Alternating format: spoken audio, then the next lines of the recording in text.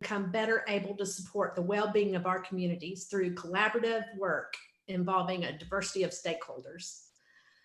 Please visit our website at freedompark.org and click Master Plan to keep up to date on the process, schedule with next events or anything that comes up. So before moving into the meeting, I would like to introduce several members that are attending today from the steering committee. First, I have Christina Moore, Vice President of the board. She was here. Now there she is. Hi, guys. Thanks, Harriet. Nancy Boyd, Vice President and Art Chair. Michael Reeves is the Old Fourth Ward Neighborhood Rep and Director.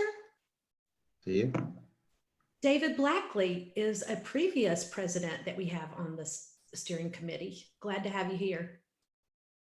So I'm very excited to introduce Ed Cadell and Jen Price. Both they are public involvement experts with Sycamore Consulting, and they'll take it from here. All right, thank you, Harriet. So before we get started, just letting you all know that this meeting is being recorded. You are welcome to submit a question at any time in the Q&A box at the bottom of your screen. And you can choose to leave your name or remain anonymous. We'll look over all your questions and try to answer them as best we can at the end of the presentation. Also, throughout this presentation, we're trying to be a little bit more interactive. So we will be polling pretty often to gauge your interest and opinions on various topics. And this poll should pop up as a separate window, so you should still be able to view the presentation while participating in the poll. So at our first public meeting, we presented and solicited feedback on some big ideas and themes. And in the past several weeks, we've been reviewing your input and trying to hash out some of these big ideas. In terms of where we are in the master plan process, we are about halfway through. Our next steps involve meeting with key stakeholders and really digging into drafting the master plan itself. So without further ado, I'll turn it over to SWA Consulting, Natalia, Scott, and Kinder to present what they have been working on so far.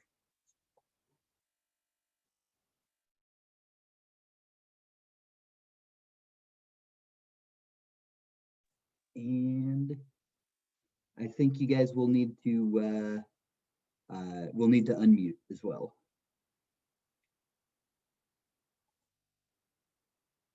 Okay, can you hear us now? Yes, you're good. Okay, perfect. Yes, so we have a lot to cover today. We have about an hour here, and so we're going to move relatively quickly. But as Ed noted, last public meeting, we went through some high-level ideas and talked a little bit about analysis and some of the things that were coming out of our preliminary discussions about the park, and really kind of develop these themes that we're starting to develop about priorities in terms of identity, planning, mobility, ecology, programming, and so forth. And that was put forth into the surveys, which you all had, our public had opportunity. We got a lot of feedback on that, and you can see these are kind of some graphed out of some of the results of some of the questions that were coming forth. I think out of that, you know, some basically what we saw was a lot of consensus in terms of how the park is used and what people can do in the park, but also a lot of variation, which you would expect given the diversity of the community around there. And then if you think about just priorities, what concerns you about the future of the park, you know, safety, mobility, and maintenance were quite important, which is as to be you might expect from a park that really has to share a lot, currently at least share a lot of infrastructure with roadways, has a lot of crossing issues and so forth. But generally there's a good path system, so it's relatively easy to move through the park safely, with a few key exceptions, which we'll talk about today. We started to map some of those, that input, and about where the improvements could be made. Obviously, some of these major intersection points, major gateways into the park, these are common themes that obviously a lot of people were highlighting. is also, where you enter the park and so forth, as you'd expect, the busy intersections at Boulevard, the Beltline, Moreland. And then also where would you take a visitor when you came to the park? And as expected, obviously the Carter Presidential Center, but also, and Jackson Bridge, but also some of the assets in the surrounding community. When people think about Freedom Park, they also think about Little Five Points, the King Center, Ponce Market, Beltline. and the Beltline, of course. So all of these spaces, we think holistically about the park. We think about it not just as the boundary of the official designation of the park, but also the community in which it resides. If you just take, words that people use to describe the park, peaceful, green, connected. I mean, these are all common themes, but also urban community is an important one that came up over and over again. And, if you think about some of the quotes we've heard from people, they focus in a lot about loving the location and the access, the rolling topography, and sort of the separation from the urban areas that are more intense or in the surrounding areas. And those are the kind of themes that we really want to promote into the master plan as we move forward. And really sort of thinking about this park as these themes develop in these sort of three kind of general categories, this natural respite, this civic link, not just physical link, but cultural link. And then the park's current designation as a major city art park, and how we can amplify that and find opportunities to really strengthen that idea and that identity. And if you take a lot of the themes that, or a lot of the input that we received and comments we received just from the online surveys, you can start to map it out. And if you map that out a little further and you start kind of drawing it, and this is just from what the public's telling us, this is not our work here, you actually start to see a master plan starting to develop right there, or at least a lot of the issues and some of the ideas embedded in that. So this is sort of our strong jumping off point, and confirms some of our initial ideas, but also introduces some new ones. So we're gonna talk first, we're gonna break this out into two basic segments. First, we're gonna talk about some emerging sort of high level themes, some goals and ideas and strategies for the park. And then we're gonna go through that, and then we're gonna switch over and talk a little bit more about programming within the park and gauge sort of interest levels and sort of intensity for different aspects of that. So first, we'll jump right into this and talk about sort of the freedom, what we call the goals for the park, but really this is about testing the possibilities of these emerging themes and ideas that we've received through the analysis and your feedback specifically. And we've sort of identified 7 themes that cover a range of high level attitudes about designs and priorities and narratives for the park. These range from sort of more local issues to things that would position the park on a more national or even international scale. And as Ed mentioned, we're going to be soliciting, as we kind of go through each of these, we're going to be stopping at each one and trying to solicit some real-time feedback. This is sort of a conversation as best we can do within the time frame we have, and we want to try to make this interactive. But this is also about stimulating your thinking of the park and really continuing this conversation as we move forward. Excuse me, we had a technical issue with our, can you guys see our screen?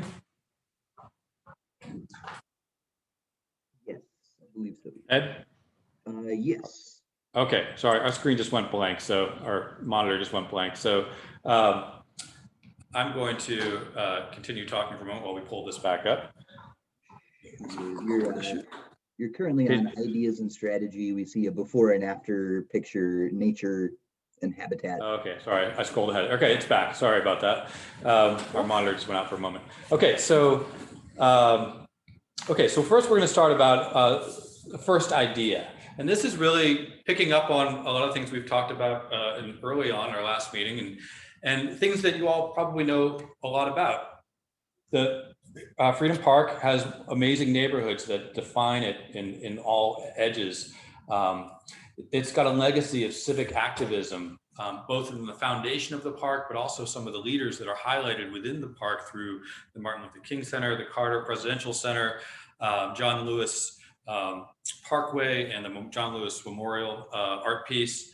It actually has some national relevant historical backdrop to it, both in terms of the founding of Atlanta, but also even as sort of a high point in the battle for Atlanta back from the Civil War.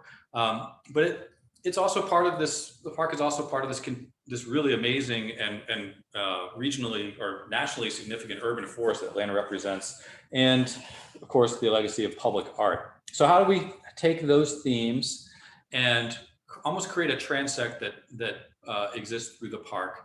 The ability to think about how these are expressed as you move through, whether through level of intensity, programming, or legibility, and create a path of exploration that reveals the themes within the physical context of the origins within their site. So some very simple ideas, or just images you might kind of think about. So here we are at the Beltline, and there's the skate park, and there's Freedom Park actually in the distance. And so thinking about how we can leverage, that's the ice bridge. Maybe that's something that could be transformed in some way to become an icon of the park. How can we leverage sort of the art infrastructure and meld that with art to create moments that highlight the park, some of these themes that might take place, and create infrastructure for these stories to develop? Thinking about how history and the community fabric are integrated into the park, whether historical or otherwise, and thinking about how, as you move through the park, are there art moments or interpretive elements that start to tell these stories in various ways and levels of intensity. Thinking about how nature exists in the park in its sort of more intense forms in the eastern end, to some more subtle forms as you move further to the west towards downtown. And how can we make those more immersive and experiential for people who use the park? Is that something that we really want to promote? So real quickly, this is our first test here. If you can, you all can vote, or not really vote, but just sort of let us know kind of your general interest by selecting one of these. I'm not interested, slightly interested in this big idea, these kind of, this is just like all these ideas put together. Are these kind of like, if we're promoting this, are we on the right path? Or is this something that has some pitfalls that we need to explore a little more carefully? So we'll give a moment for that to take place.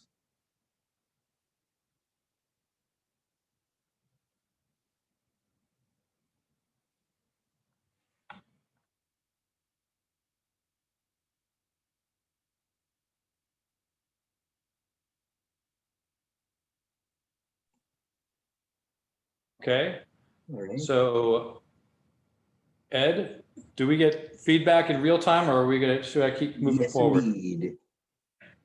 All right.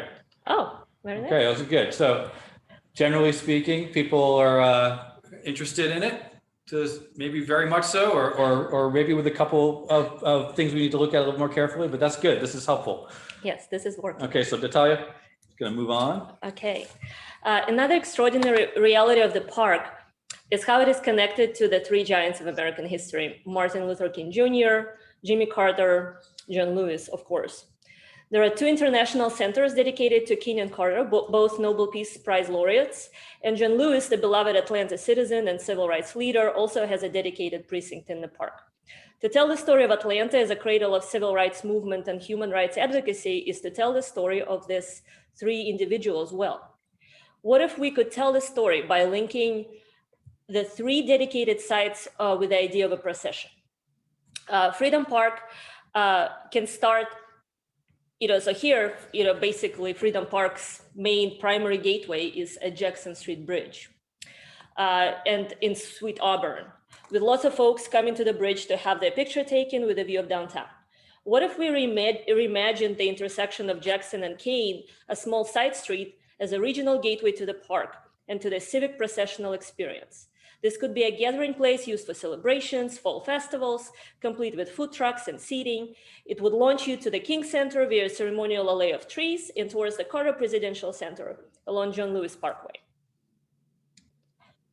Since John Lewis's passing earlier this year, there has been a lot of talk about potential ways of commemorating him in the city. How could we make John Lewis Parkway into a signature boulevard worthy of this man? Right around the time of his birth in February, the boulevard could be in bloom, celebrating his life and achievements. With Atlanta Marathon that also happens right around that time, one could even imagine temporarily closing the road and creating a running procession through the blossoming LA. Protests, marches could be set in the corridor to bring even more weight to the space bearing the legacy of civil disobedience and the grassroots movement that opposed the construction of the freeway and made the park possible in the first place. The boulevard procession would terminate in John Lewis Plaza at Ponce Highland neighborhood. The beautiful sculpture by Thornton Dial already adorns the plaza, but we believe the setting could be much grander. What if the low valley in front of the sculpture would become a reflection pond, both serving as a performative green infrastructure for stormwater treatment and a reflective surface that elevates the civic importance of the site of the park? So, oops. What do you think of the idea? How important is it to link the 3 civic sites in the park and develop these celebratory places and landscapes?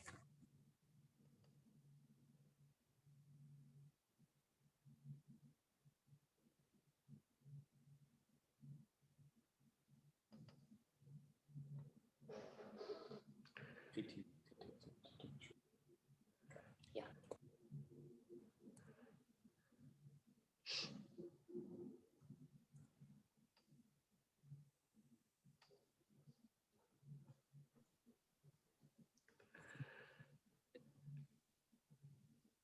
No right or wrong answers.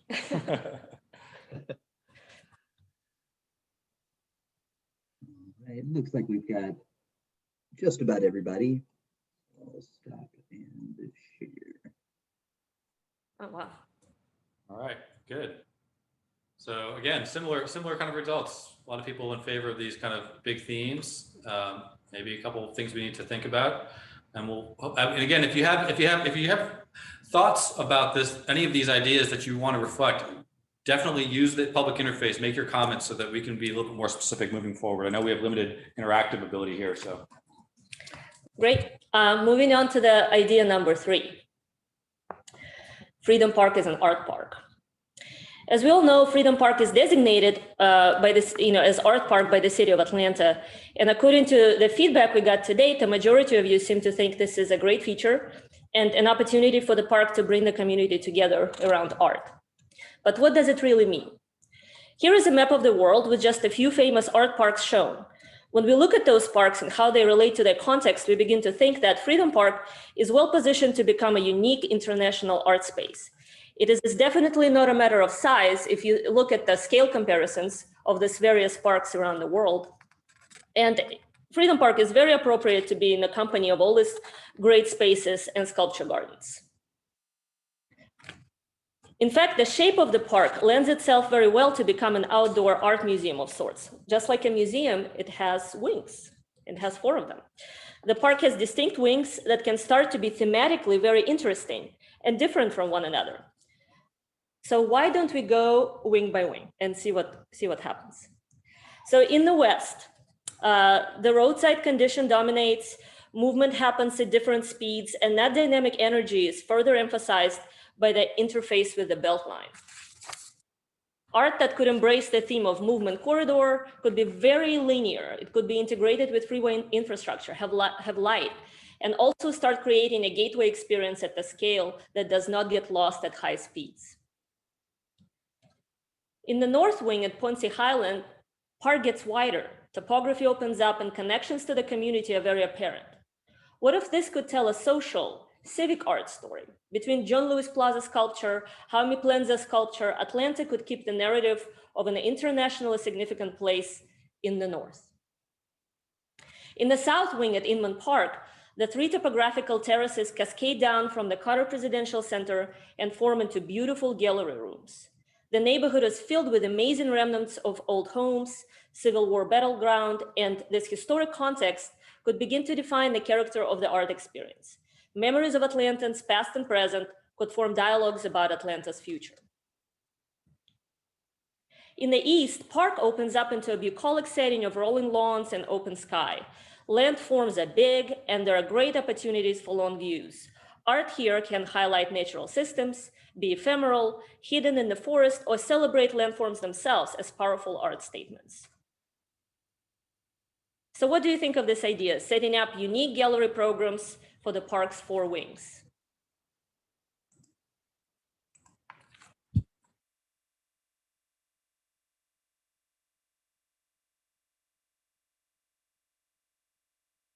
we're skewing the results by voting that we like each one. We'll take that into account.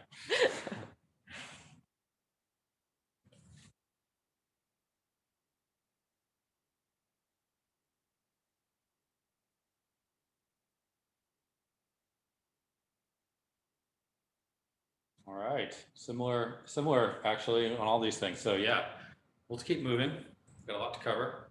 So let's talk about mobility.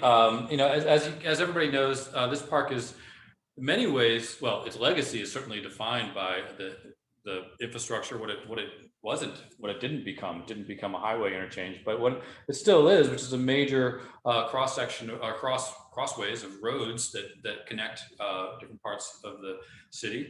But I think part of it is thinking about how do we flip the narrative a little bit, maintain that mobility from a vehicular standpoint, but really increase opportunities for pedestrians and bicyclists.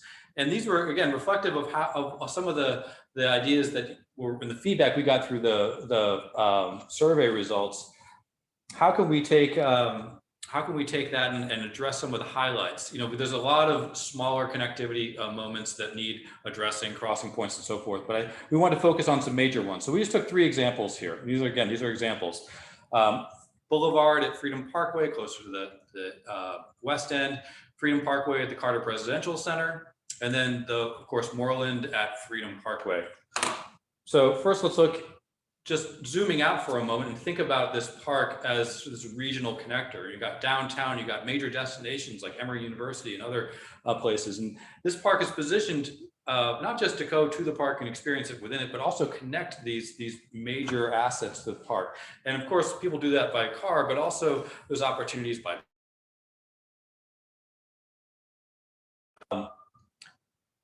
to continue to maintain these connective opportunities. So how do we take places like potentially the area around the Carter Center and really use that almost like this place to clarify mobility and sort of create a hierarchy of movement through the park? How do we take a place like Freedom Park at Boulevard? These are kind of crude diagrams, but just want to point out a key detail here. This is a really busy intersection. You'll notice on the before or the existing condition, the way the road is constructed, it currently has free right turns if you're entering onto on Boulevard or from Boulevard to get down. That's great for car movements. It's not good for pedestrians and bicycles. So clearly this has an agenda to move vehicles, but maybe we can look at flipping that. Maybe we can say, no, we're going to get rid of those free right turns and we're going to create a place, a unified idea that's a gateway to the park. And we're going to think about the assets that we're connecting, not just bringing people, continuing them along, but also thinking about the dog park, the mixed use center that's right there. The area that Natalia was just talking about, the gateway to MLK, just to the east side, and even the high density residential housing that also occupies a corner of this. And how can this place be developed in a way that really promotes that connectivity for people and sort of slows down the traffic, so to speak, to privilege that movement? Or maybe a bigger idea. Maybe if we look at the Carter Center and we say, well, what with the traffic mobility that goes around there, you know, people have identified the Carter Center as this incredibly important destination. It's a sort of point of pride for the community. It's certainly an asset within the park, but it's also very difficult to get to. Almost by design, it's an island surrounded by these roadways. And so how do we think about, what are ways we could think about to improve the connectivity to the park, but also potentially open up new opportunities for programming or otherwise? And so maybe when you look at the road network, there's an ability to combine infrastructure in a smaller footprint and open up land opportunities where there isn't, where there will no longer be cars. This would obviously take a lot of working with the Carter Center and GDOT and so forth. So it's a big idea, maybe far-fetched, but it's something worth exploring. We think so. If you look at just the existing condition as you're driving along the roadway and you see how the berms for the off-ramps work up, how connectivity to the Beltline is a little bit obscured. If you take out those roadways at that portion that we were just showing in the diagram, you open up a whole world of possibilities for pedestrian connectivity, for new programming and so forth. And not to mention beautiful views to downtown, which is a big part of what this park has to offer. And then finally, if we go up to Moreland, again, crude diagram here. Basically, this shows the existing condition on the left side of the screen. And essentially what it is an at-grade intersection, where as a pedestrian, it's functions, it's signalized, but you're not really, you definitely have to wait in line over a sort of an arsenal of cars lined up. And it's not the most comfortable experience. We know that there are destinations here that are important, not just this this whole regional mobility thing that we've been talking about, but there's schools at the end of that portion of the park where kids might want to get connectivity to. Maybe they could ride their bikes to school if this intersection was improved. So again, same sort of idea. Can we expand the sort of, you could say it a plaza or generally a gateway experience in its physical form so that it is more of a place and not just an intersection. And then think about how we can improve movements. Maybe it's about signalization, maybe it's about increasing the sidewalks, maybe the crosswalks widths and making them more suitable for bikes and having more direct access. Maybe, and this has been brought up by others in the past, it's so extreme as to even think about a pedestrian bridge. And we know that that's controversial, but I think it's still worth considering if it's deemed that it's that important to privilege this movement of pedestrians across the entire transect of this park. It would have to be designed in a way that was sympathetic to the neighborhood and the park design in general. So just in general terms, prioritizing mobility enhancements. Do you all sort of agree with these, maybe not specifics of these proposals, but the general attitude of these proposals?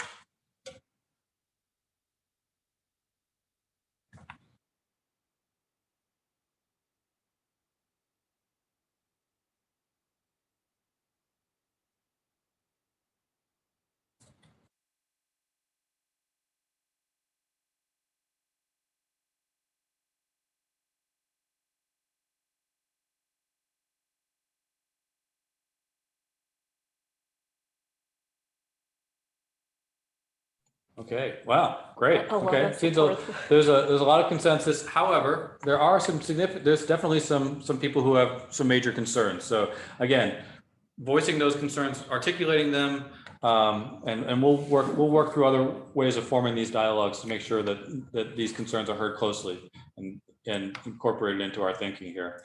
Okay, so we're going to again keep moving quickly here. We're going to talk about ecology and the ecological value in the park. So the park is beautiful. It has beautiful trees. It's got kind of rolling topography. It's green. If you were going to critique it, one of the things you might say is, well, it's great, but it's really, its ecological value is perhaps limited just by the nature of the ground planes, generally mowed turf, and there's limited ability to enhance ecology as you think about it as it moves through the park. So how can we find opportunities for enhancing that? Well, you could start by thinking about opportunities within the park kind of based around the topography and how the park situates itself. These little rooms that are created by more volumetric spaces, by the ups and downs, low areas and upper areas. Can we think about how, as you move through the park, we can start finding opportunities to create sort of what we call blue-green infrastructure, area that may collect stormwater and clean that stormwater, as well as provide beautiful settings for people. Are there places where, I don't know, you can introduce wildflowers or shrubs and plants that might increase biodiversity on a micro level, have pollinator corridors, if you will? Think about forested habitat. This isn't a big, great forest, but it links up to some great areas, and it has moments within the park that are certainly suitable for habitat. Maybe we can find ways to strengthen those, and just really think about that overstory forest habitat and how that sort of all links this together, and really take this park from the perspective of not just a person, but also maybe from the microecology that's so important to kind of maintaining the ecological health of our cities. So is this something that you all think that is worthy of further exploration in terms of increasing the biodiversity in the park and the habitat value within the park?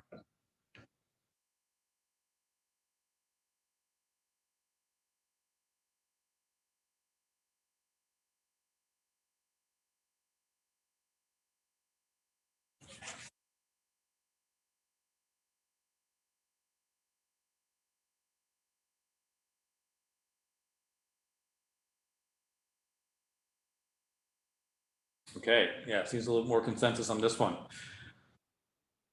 Okay, two more points we're gonna talk about.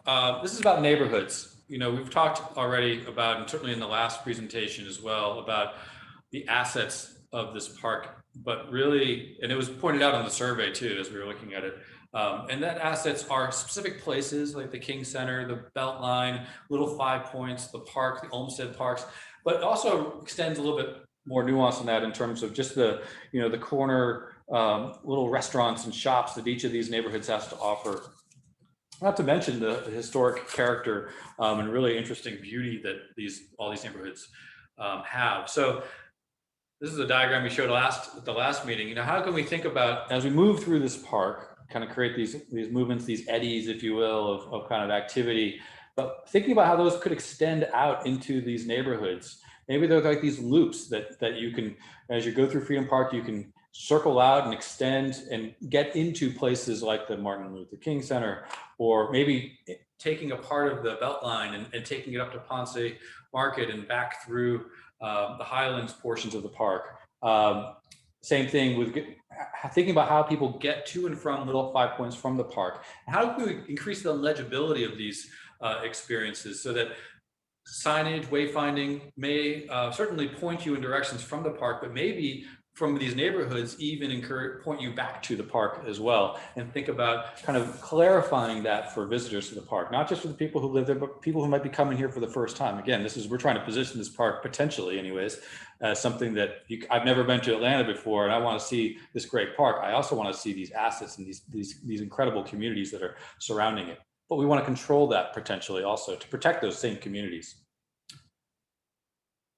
So if we think about developing these Freedom Park district, this larger idea of the park with these adjacent communities and how they can be rolled into this, is this something that is a good idea and has a lot of strength, or is it something that we should be, you know, a little bit careful about or be concerned with for other pitfalls that might be incorporated in that thinking?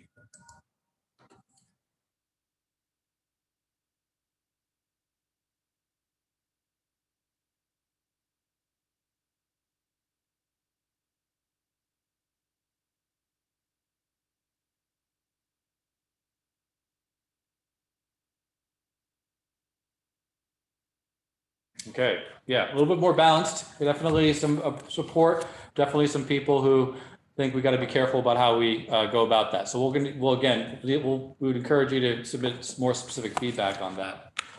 All right, last one. And so here we are on idea number 7, increase economic viability of the park.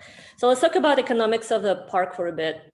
The future possibilities we're talking about today, they're extremely exciting for us at least. But at the end of the day, all parks need to be able to raise money or rely on public dollars for construction, operations, and maintenance. And there are 2 important components that can build momentum for economic viability of the park: a cohesive brand identity and shared experiences that people can identify with and enjoy. We all want to be a part of something beautiful, interesting, successful, and fun. And that's how parks run themselves, basically. Currently, you know, we're looking at this picture. The brand identity of the park is not very clear. It blends with the city, and other brands bleed into the Freedom Park. Entrances hardly mark an arrival, and navigation is pretty much confusing, you know, especially if you're not from Atlanta or you're not from the neighborhood.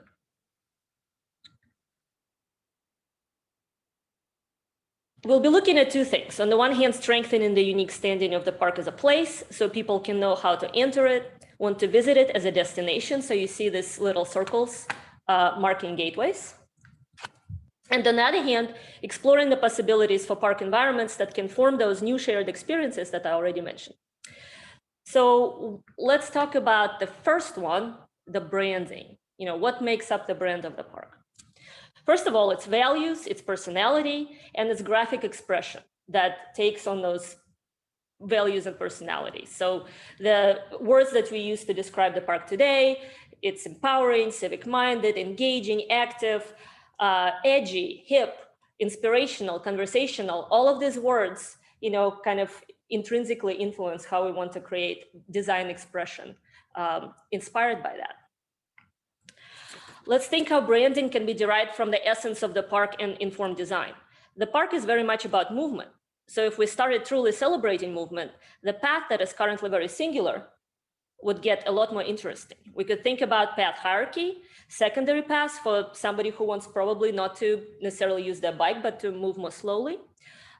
We can think about textured paths for a different sensation on your feet. We can think about lighted paths, unique striping, so it's almost like a yellow brick road for both safety and navigation in the park. Branded wayfinding would work with what is already in the park, the low walls that mark entrances, but would expand on that family to make the entrances and directions to the park more prominent. Repetition and consistency is key here. And especially true for Freedom Park because it's so spread out across such a large area of Atlanta. We can go even further and think about branded Freedom Park furniture. What if we got inspired by all the education the park can offer about nature, history, art, and the furniture could literally support the idea of outdoor classroom and be inspired by the old elementary school desks we all used as children. You could make smart furniture by embedding charging stations and providing Wi-Fi, tracking availability of seating spots in the park, and letting people download and listen to the stories of the park. These chairs could also come in branded colors and be rearranged according to the character of each wing of the park. But of course, these are just examples of how some of these branding systems can be deployed across an open space. This is a tangible, easy way to infuse the park's identity with exciting moments. This is an example of how new shared experience can be created. And in a minute, my colleague will expand on the topic of other potential activities in the park. So in the meantime, what do you think of this idea? Reinforcing brand identity and to support future revenue streams for the park.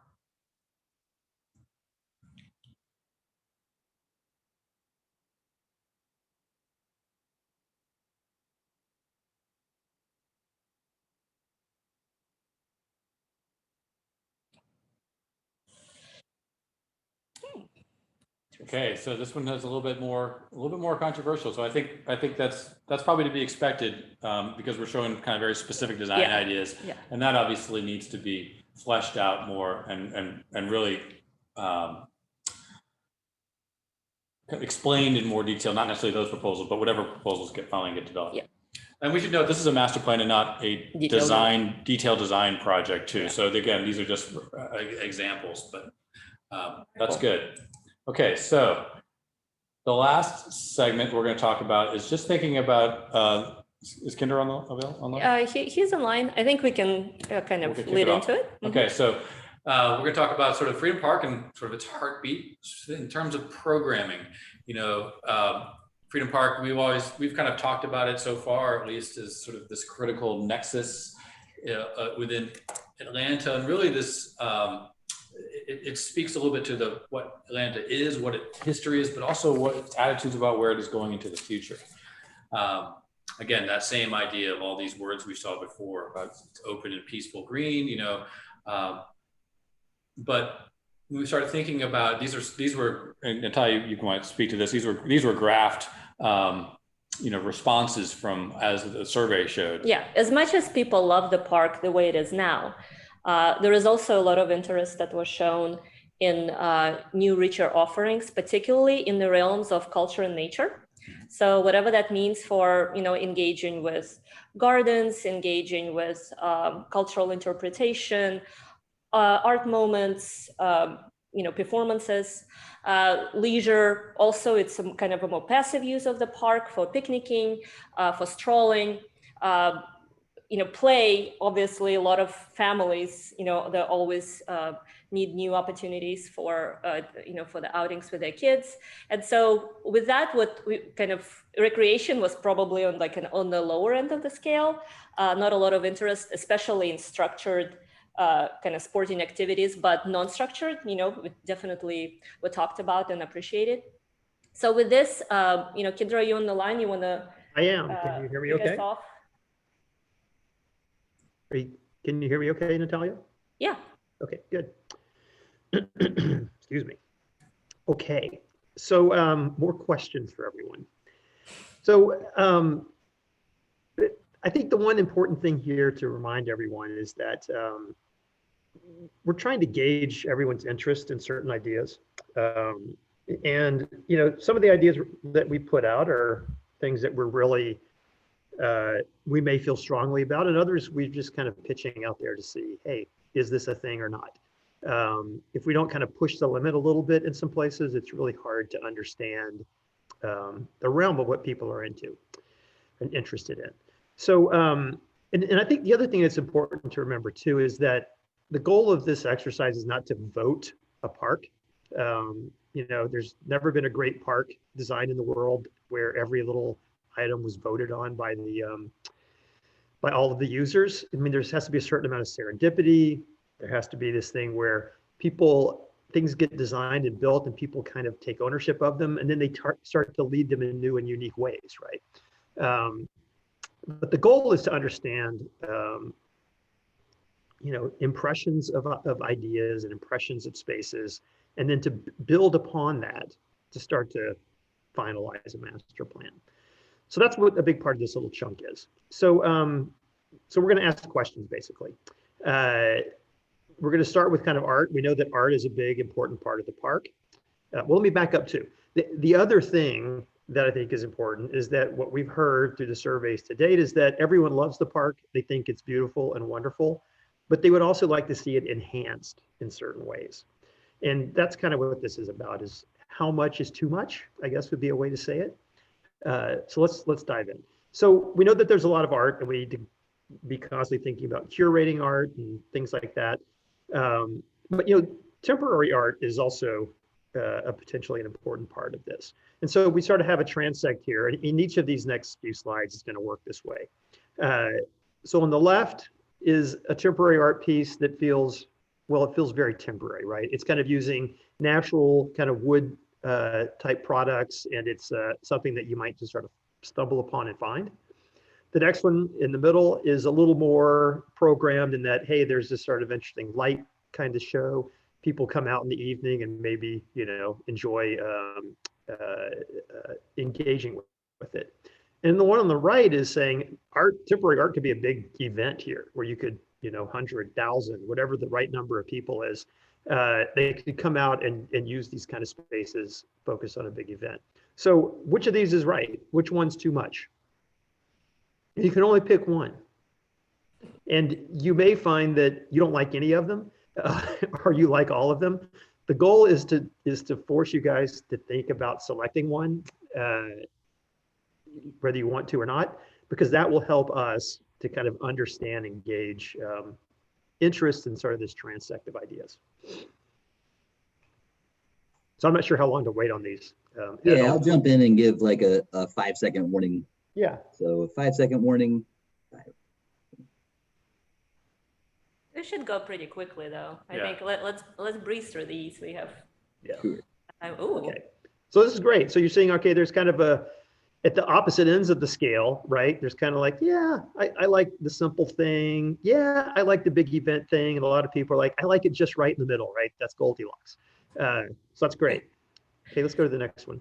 So let's think about other kinds of art, right? Performance art. So on the left, that says, look, maybe we build into the park little nooks and crannies that are places that people could come out and they could perform if they wanted to, right? It's not part of some highly programmed, you know, event series.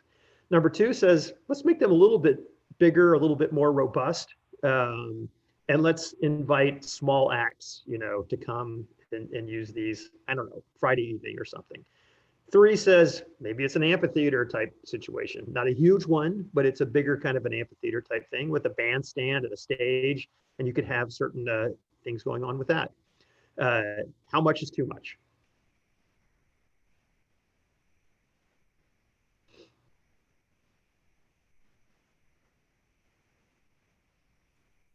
We're going to vote 2 on every one of these just to not Probably. skew the results. That often happens on these. Yeah. 5-second warning here. 3, 2, 1. But, you know, we also get asked sometimes, well, I like all 3, you know, or I don't like any of them. Okay, that's great. So we got a similar, you know, kind of spread, but a little more interest in the middle one there. Okay, let's go to the next one. Okay, so the other thing that, you know, I think Scott talked earlier about is, you know, biodiversity in the park. The park's beautiful, but it is pretty simple with big trees, big turf, right? I'm dumbing it down to making it overly simple, but that's what a lot of it's about. I think in enhancing it, one approach is to add other types of nature to the park. So a wetland, for example, let's think about that. There are low areas of the park that we could make this kind of place happen.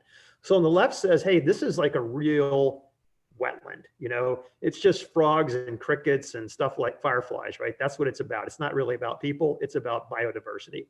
2 says, well, maybe the wetland becomes a bit more educational. There's some simple trails that move through it. Families come out, there's interpretive signs, and they learn things. Number 3 says, maybe the wetland is highly interpreted and it's actually almost art. Lots of interesting trails, places to hang out, sit and view. Absolutely, you learn things while you're there, but you also kind of fit it into this sort of artful idea of the park. How much is too much?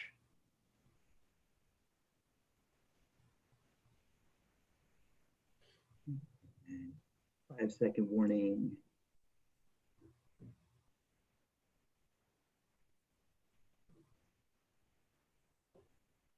Okay, A lot of interpretive interest. that's great. Okay, what's next?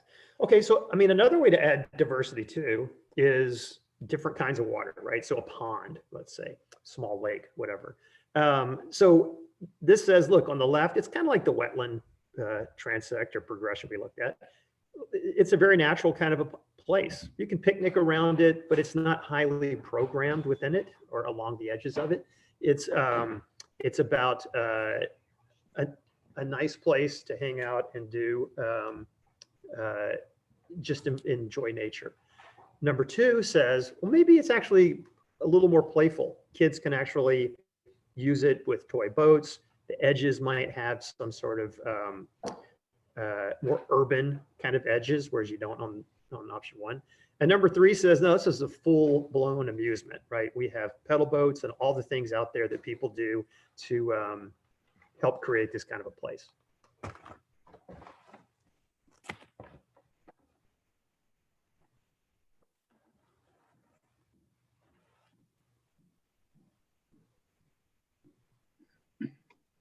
How much is too much? I have an intuition about this one. Let's see if I'm right. How much is not enough? That's my question. Yeah, okay, that's what I thought. Okay, well, that's great. This is very good, very helpful. Okay, same thing with forests, right? So again, we have lots of big trees, but they don't necessarily act. There are areas, but in general, they don't act as a forest, right? They act more as a canopy, as a, it's not a sort of an upland habitat.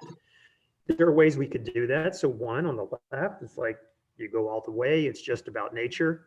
Number 2 says, yeah, it's nature, but we can learn things within it. We can add boardwalks and whatnot. There's an educational component. And 3 says, we do those things, but we also want it to be highly legible, right? And this isn't to say you do this everywhere. This is just certain very specific places. But you do something highly legible so that, that planting design is actually now an event. People come out to see the blooms of whatever kind of plant might happen there.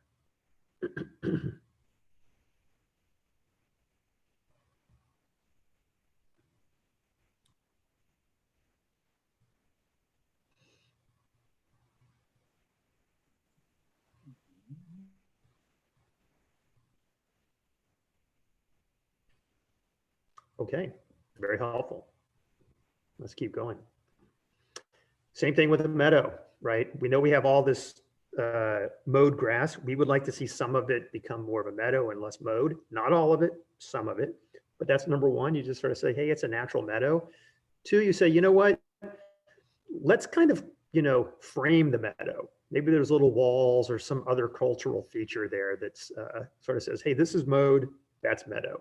And number 3 says, no, let's kind of interpret it with really interesting pathways. I'm in the meadow. It's not a thing that's kind of over there off on the edge.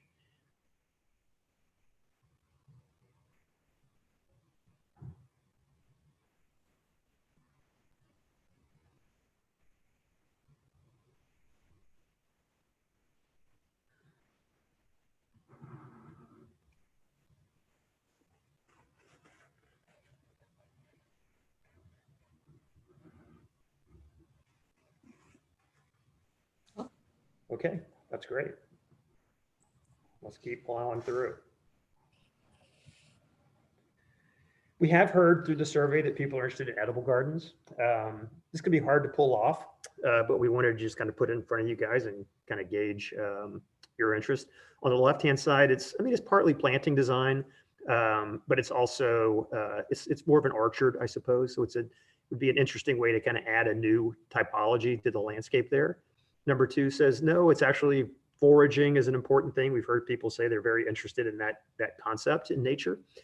And then number 3 says, let's invite the community out to actually grow their own food in places. And that could be a really unique little place within the park.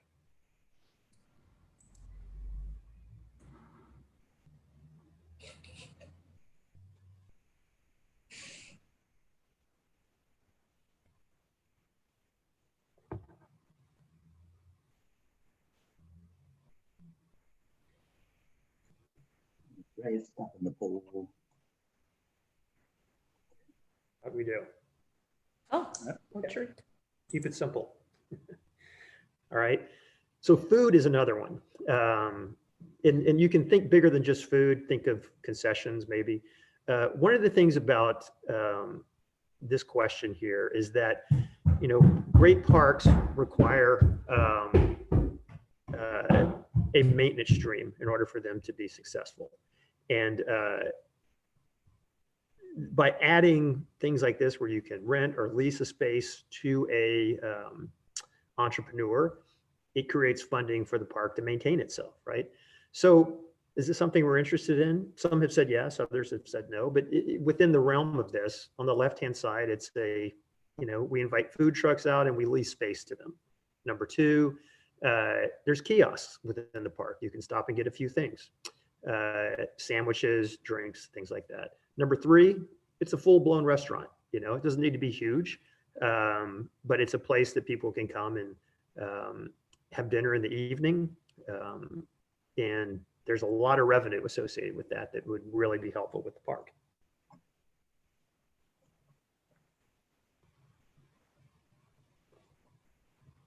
Hey, Ed, we should probably speed up the last slide to Push me along. Yeah. Oh, food trucks. All right. Okay. Let's go. What's next? Just super quickly, events in the park. Do we do pumpkin patch type stuff? People can buy. Again, this is revenue focused for the Conservancy. People can come out seasonally and do things. You go a little further and say, yeah, we have certain events, weddings, for example, that we can rent spaces within the park for. Or do you go so far as to have a full-blown art fairs, craft fairs, food fairs on some sort of rotating basis every month, every second month, something like that?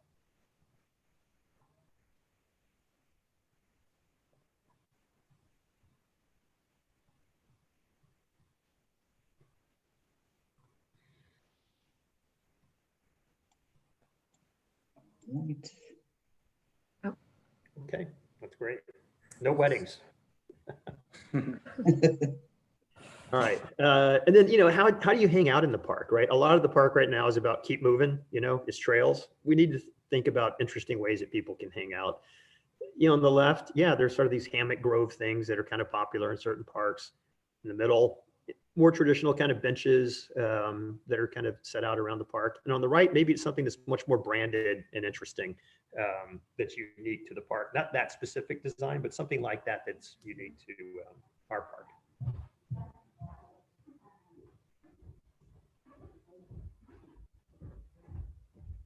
Hi.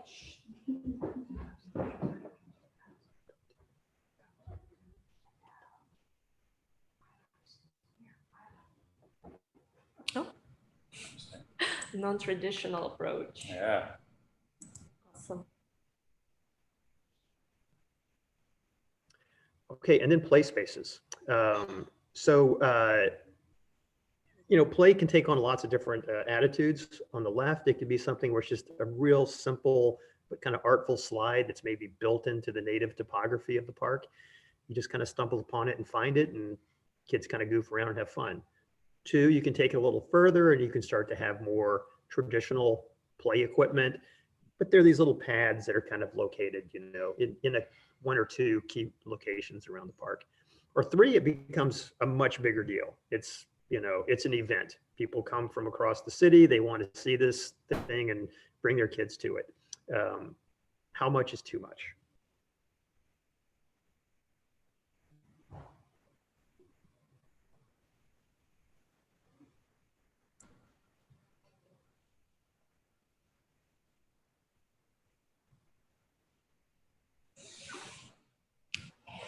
Oh, Okay. oh, small moments, special moments. Yeah. Get Special voted in. moments. Exactly. Okay. Athletics, on the left, I do encourage people, hey, come out, bring your own equipment, slacklining, badminton, whatever your thing is. 2, do we go a little further and start to build in certain equipment facilities, little stations around the park? Or 3, kind of like with the play equipment thing previously, is it a much bigger deal? Do you have stuff with Venture course, ropes yes. courses and other kind of things that fit into the nature of the place?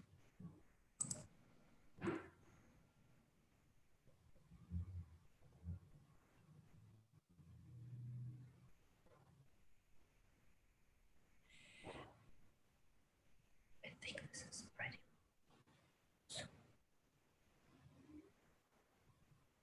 Yeah, shit. Oh, it's not gonna stop. Keep it simple. We have a sudden rush of keep it simple. Other types of games that you can play in the park, right? Things where you do need to create some armature for. So, disc golf on the left, very simple, very light touch. We can go a little further where there are kind of programmed spaces around the park where there's things like table tennis and bocce and other types of things that are kind of light touch. Or you can go much further. You can have clubs, that anyone can be a member of, but they kind of, maybe there's some dues or something, or the city somehow operates it. Lawn bowling. There's croquet clubs. A lot of this stuff has happened in big parks around the country. Very successful, and it also starts to helps with offsetting some of the maintenance costs of the park.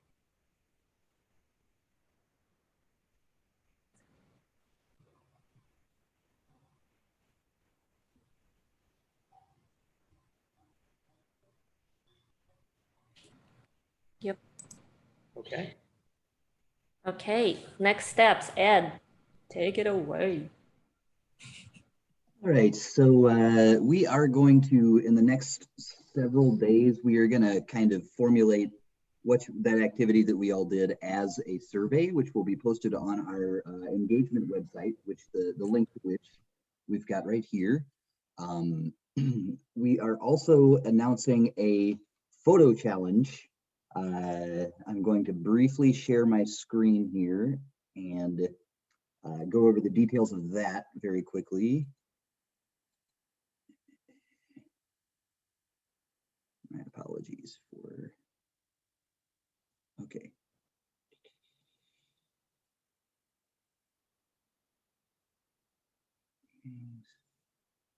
Cancel technical difficulties today. Here we go. Okay. All right, so in terms of this photo challenge, we do have a pretty sweet prize. We're giving away 5 of these limited edition Freedom is Your Park t-shirts. And we're really looking to get people to show us your best photos of the park. So we're doing this on Instagram. So to enter, you'll first need to follow us at Freedom Park _ATL on Instagram. Share a photo of the park and be sure to hashtag Freedom is Your Park.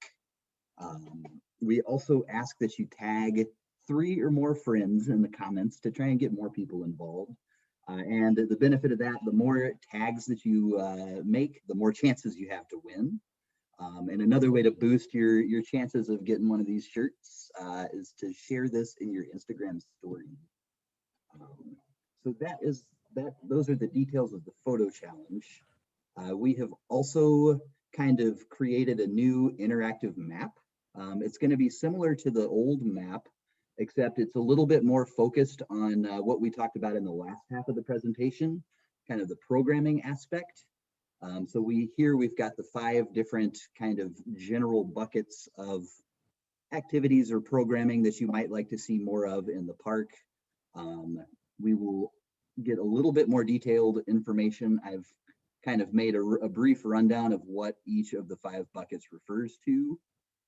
And you're welcome to drag and place on the map and share your ideas that way.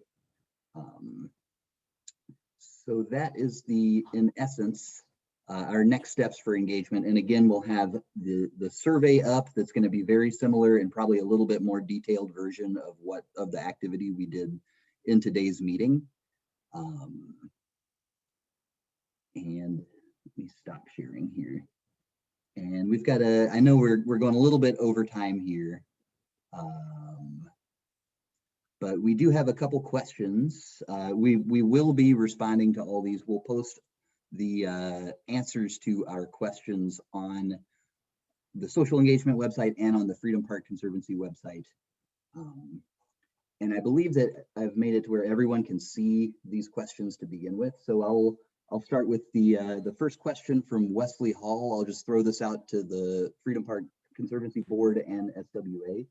How can we bake public safety into the park's design and planning? I'll start with that. I think public safety is the starting point for all of our work. It's the highest priority, actually. And we talked a little bit about that today with some of the mobility discussions about crossing points and you know, there's instances where you can get off a bus, and then you have to cross a busy blind corner to get to the Carter Center, things like that. So I think tackling those issues will be a high priority. The other piece is about really understanding visibility and usage. You know, the eyes on the park, eyes on each other is so critical to any park safety. And that is also a fundamental tenet of any good urban design, and specifically something that we will be not just embedding, but really talking about in the master plan itself. And that relates to how you do planting and how you do sight lines and lots of other things. Lighting is the last thing. I think it's about, with lighting, it's about having enough light. We're in a residential community. We don't want to, you know, overwhelm the park. So it's really about telling people where are the places that are more or less open at night, because this is a lot of through traffic, and really working with the city to kind of program and think about, depending on where the program or the park goes, how nighttime usage is both monitored, you know, thinking about how police and so forth have access to these places and sight lines into them, but also, you know, some parks will scale down their lighting at certain times of the day or close off portions of it or so forth. So anyways, we'll be getting into a lot of those kind of details as well.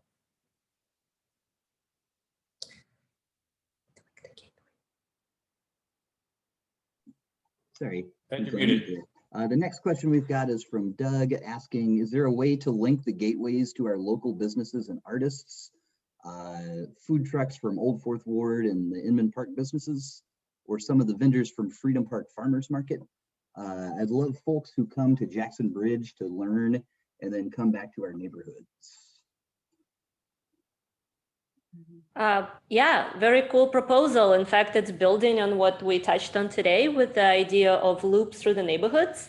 I think the preliminary loops that we charted through the neighborhoods as it stands now is kind of a placeholder to create a routing that's very relevant to local businesses. I think we can basically study where, you know, some of these precise locations and include them. Yeah, and then, you know, well, like food trucks, like infrastructure becomes important, like right. Figuring out designated locations, but also like where do you plug in and that kind of stuff. So that stuff needs to be sorted through. And then you talked about art, you know, local art in particular. I think this, you know, park really needs to be, there's a room for international art and that kind of thing, but there's also really needs to be a strong tie to the local community. And this is an Atlanta park. This is a Atlanta community park in many ways. So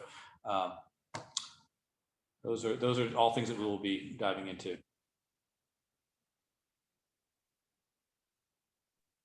All right, we've got a question from Abigail, kind of maybe more of a suggestion.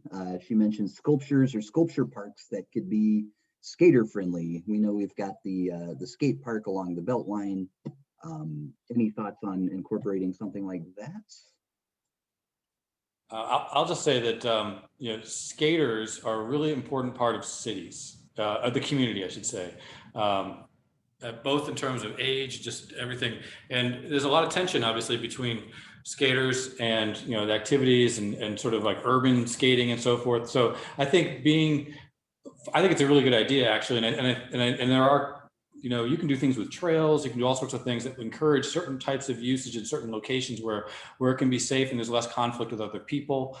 Certainly, we have the Beltline has the skate park, really the infrastructure right related to that. Making stronger connections to that will be important. But then, like, skatable art is definitely a trend. Yeah. I mean, the collaborators that we work with on skate park design, I mean, that's it's almost like a preferred condition where skaters don't have a designated bowl or skating environment. They feel like it's, we're in the plaza, we're skating the plaza, and so art will be part of the plaza. So I think that can be a very unique and interesting feature, potentially when distributed conditions where you can skate, on smaller art features in the park, as opposed to have one kind of centralized destination.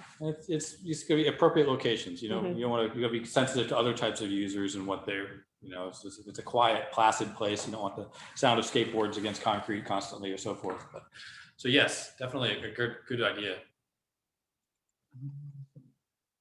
Kim asked a question about the results of the art gallery question. I can't access that right now in the meeting, but we'll definitely have these posted for everyone to see in the next couple of days. Doug asked another question. He says, I also have a question re businesses connecting to the park. When Field Day Restaurant allowed picnics during COVID on the green space in the park, it was an energetic public event. Can we find a few pockets where that is developed and encouraged?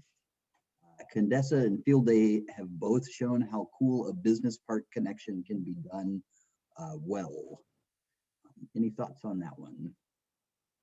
Yeah, I mean, one thing that COVID has done for all parks across the country is really demonstrated how people adapt and will find the use of public space, and picnicking is a big part of what we're seeing in places where, like, I don't know, in hot environments like Atlanta and places like Houston, where we're from, and other places, a lot of times that isn't what comes to mind first, and people have really adapted to that. So yeah, well, it's symbiotic because it's Yeah. supporting businesses that cannot maybe invite as many visitors inside. So Yeah. I think it's absolutely, that's an idea. I think the uniqueness of the park is the synergetic potential with all of its adjacencies, and I think the business success of the park, and business success of the businesses adjacent to the park, I think depend on each other in this instance. Yeah, so those cultural trails or those neighborhood trails become a part of that, but I think there will be a lot of other smaller examples, because if your business isn't right on the trail, we still want that visibility will become important. Or maybe it's done digitally. Maybe there's an app where you can kind of find the local walking distance restaurants or that kind of thing. So yeah. The link. All right. Got a question from Jenna, who's curious on hearing thoughts on the seating options. Brings up a good point about playgrounds. She says she would like to see a playground on the east side, but she also worries about collecting groups that may be less child friendly.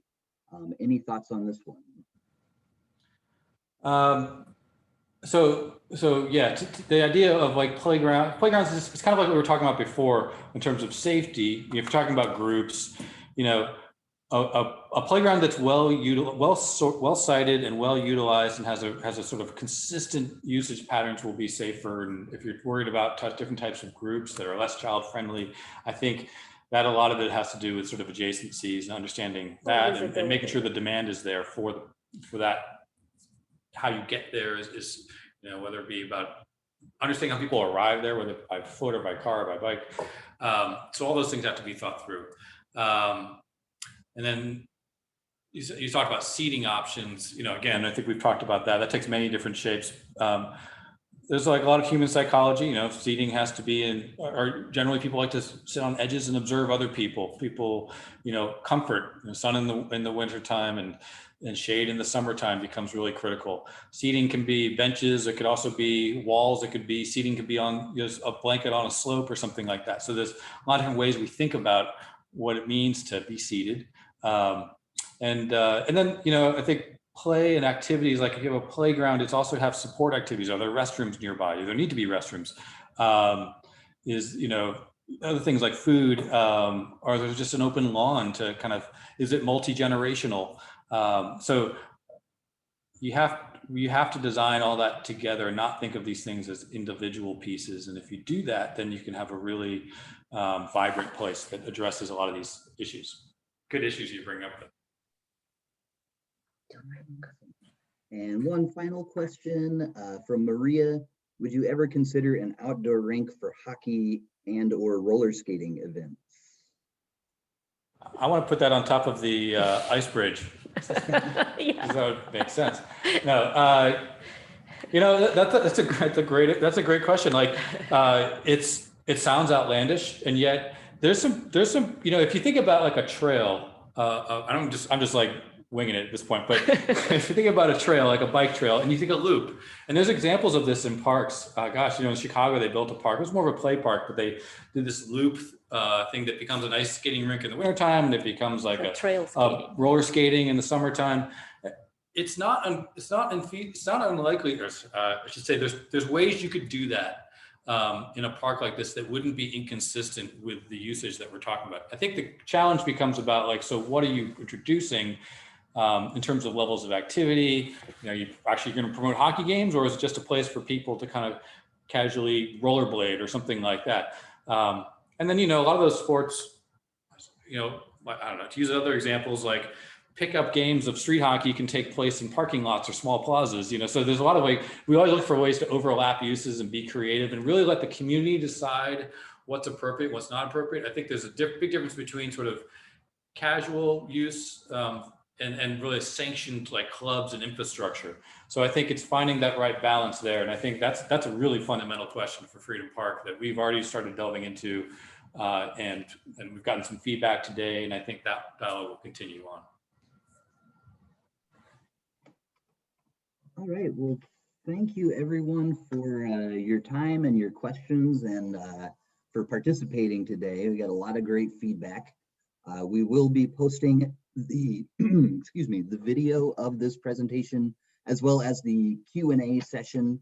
We're gonna take your comments from the chats and we'll be considering those.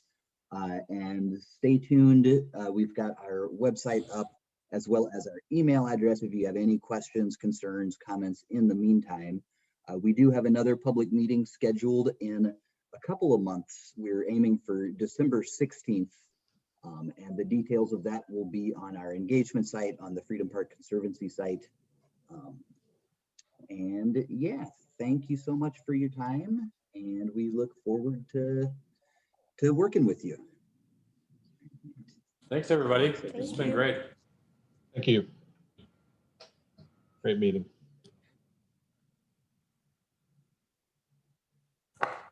Thank you, everyone. That was great. Oh, wait, there we are. I was trying to turn on my camera. Thanks, everybody. Signing off. Thank you so much. That was fantastic. Yeah, very good.